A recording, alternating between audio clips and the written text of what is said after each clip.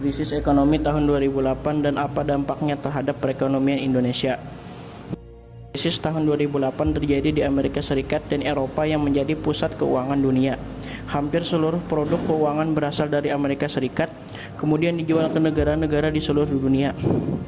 Kredit perumahan kelas 2 di Amerika Serikat sebagai awal terjadinya krisis dibeli oleh berbagai negara yang percaya bahwa daya tahan ekonomi Amerika Serikat jauh lebih kuat dari negara lainnya, karena Amerika Serikat memiliki sumber daya keuangan yang sangat besar.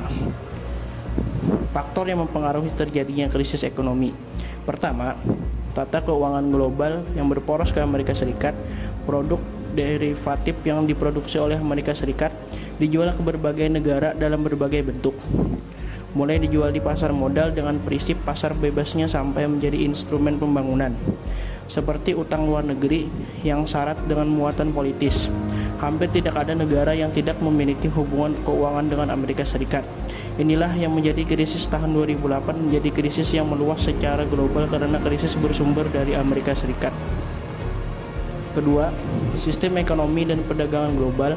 Banyak negara di dunia membuka pasarnya bagi korporasi besar, membiarkan mereka mengembangkan ekonomi tanpa memberikan perlindungan ke ekonomi rakyat, dan membiarkan rakyatnya menjadi buruh, membiarkan pendapatan bergantung dari hasil pembelian barang di negara luar. Bangunan ekonomi inilah yang menjadikan struktur ekonomi rentan akan krisis.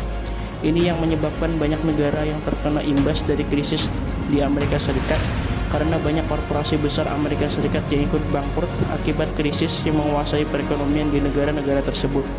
Ketiga, sistem politik dunia didominasi Amerika Serikat.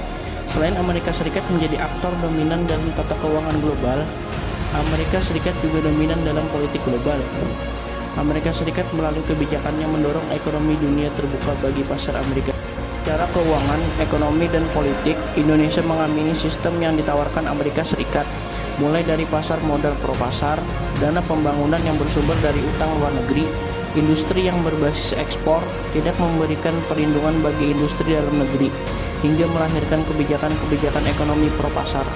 Dengan sistem ekonomi seperti ini, tidak heran jika Indonesia terkena imbas krisis tahun 2008.